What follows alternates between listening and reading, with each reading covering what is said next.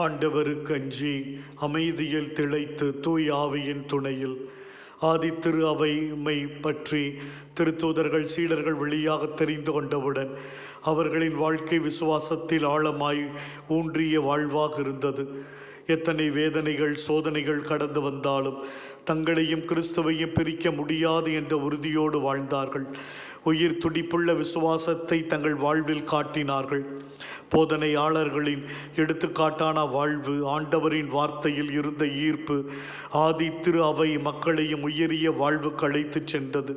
திரு அவை அனைத்து மின்னல்களுக்கு மத்தியிலே வளர்ச்சி இருந்ததென்றால் 3 முக்கிய காரணங்கள் செயல்பாடுகள் இருந்தன. ஆண்டவருக்கு அஞ்சினார்கள், பக்தியோடு பகிர்தலோடு ஜெபத்தோடு நடந்தார்கள். எல்லோருடனும் பகைமையை போக்கி சண்டையை தவிர்த்து அமைதியும் சமாதானத்திலும் அன்பிலும் வாழ்ந்தார்கள்.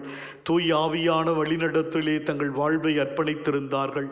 ஆவியானவர் தாமே அவர்களை ஆண்டவரின் பாதையிலே ஒவ்வொரு நாளும் வழிநடத்தினார்.